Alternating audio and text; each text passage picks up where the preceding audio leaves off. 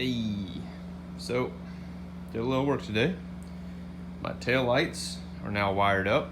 I gotta get some bulbs because the bulbs that are in here are the ones that I had in the car before I tore it down like 6-7 years ago. So this side actually works both filaments. That side, only one of the filaments is good. So I'll get new bulbs. I thought about doing LED, but I'm just gonna leave the regular halogen bulbs, I think. So I did that wiring. I adjusted my trunk a little bit so it sits a little bit lower, or pulls it down. I think I'm gonna leave it be for the time being to see if this seal or this weather strip gasket, whatever, will start to compress down on its own a little bit before I go adjusting it anymore. It was quite a task trying to adjust it by myself. I really need to be able to loosen the bolts and have someone push down on it, and while I'm pulling the hinge down, I believe that'll be the easiest method. So the other thing I did was, obviously I unmasked my dash, but I got my glove box installed as well as my ashtray cigarette lighter doohickey.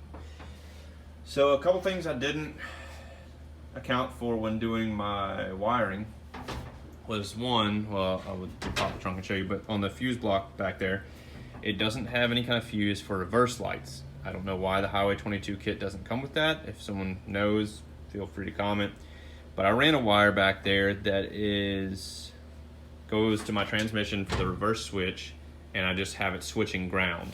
So I'll probably end up running that to a relay, and I'll have the ground relay trigger 12 volts to the lights, because I'm pretty sure the bulb for the reverse lights on this car is the housing is the ground, and it just sends 12 volts to it. So I think normally you would probably, I guess, run 12 volt lead to one wire of the switch and then have the other wire being the switch out 12 volt. But I didn't feel comfortable having a long 12 volt run from my transmission all the way to the back again. So I'll do a ground switched or ground triggered relay. I do have that extra relay back there, so I'll use that. I had thought about using it for something else. I might end up needing to buy more relays in the future anyways.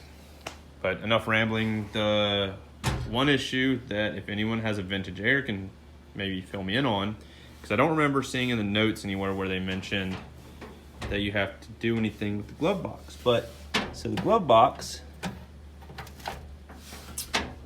little tray that goes in here, yeah, it's like really tight fit. It'll go, but it like smashes these hoses. I know the lighting's shitty, but anyways, this dash defroster vent is that one right there, and there's no moving it. You close the glove box, it just smashes against it, which, I mean, it closes and it doesn't smash it all the way like shutting it off, but I don't think it's meant to go that way. So what I might do is see if they sell a lower profile or a smaller sized glove box tray, inside tray. If not, I'll just leave it like that. I never really used the glove box for anything before other than keeping my insurance card, and keep that in my wallet anyways. So no biggie. So I got to do the reverse still, but I'm not doing that yet because obviously I don't have my rear valance on. So no point in trying to do that wiring. The wire is back here already. I might go ahead and run that to the relay and run some pigtails out from the relay so that part's done, since I have to pull that little ABS plastic off to hook up my relay. So the other thing I did was worked on my intake piping. So all this is one piece. It's just marked and taped. Comes around, and I don't like this, but it's gonna have to work because, well, my piping sits below my front valance and it stands out like a sore thumb, just like my exhaust does, but my exhaust is black, so it won't show up so much. I might paint this intake, scuff it, and just spray it black. I don't know. At least then it'll be kind of more hidden and it'll match the rest of the car since the whole car will be black. So I will probably do that just so it's not, shiny. But anyways, so that's all one. I ended up using these Spectre pie cut deals that I bought. But this is all taped up as one full run there. Same thing over here. This is all one full run up and around. I just had this clamped in place while I was fitting. The only place it gets couplered is here, and then here at the intake.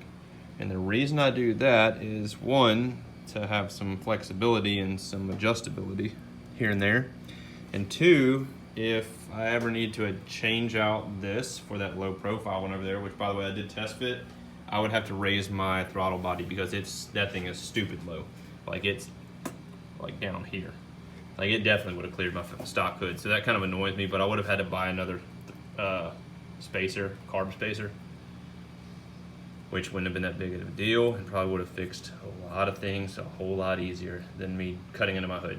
So I still have to figure out my hood because this setup is, yeah, that's an annoyance or a problem. So I have to figure out what I'm gonna do with that once I get my hood back here and see how much more I have to cut out of the hood. So I'm gonna have to chop it up a good bit. I marked here for the blow off valve, and not only, you know, having this in this section not welded obviously, was not only for adjustability, but like I said, if I ever change this, all I have to do is cut this pipe down for it to lower it, and I can just kind of turn the 45 couplers to make it mate. And they have a little bit of playroom in those.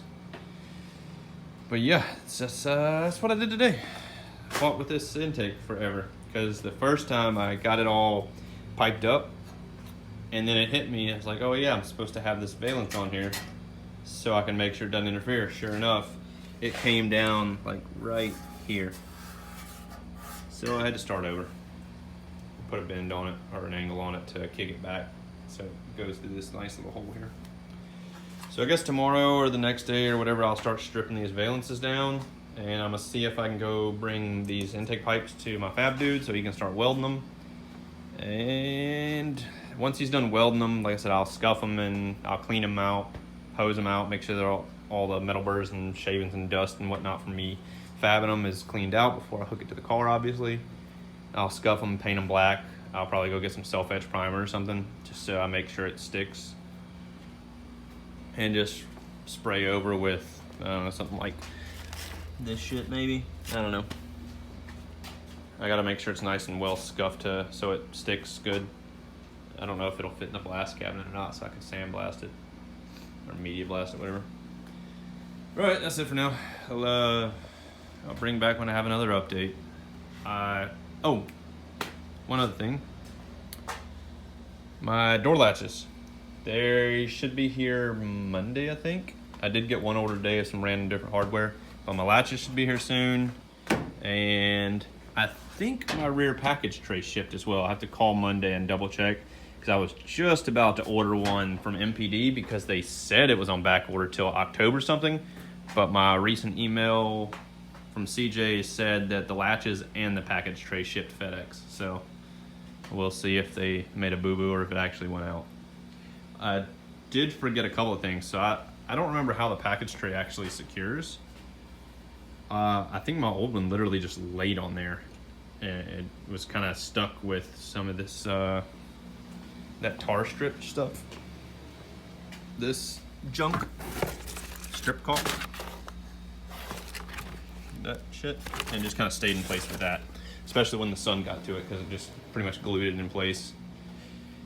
But I think they actually sell like some kind of retainer clips. So I didn't order that. I also didn't order the insulation that goes there. So I may do that. I don't know. Or I might just do it how I had it before and just glue it down. All right, that's it, guys. Thanks for watching. Till next time. Later.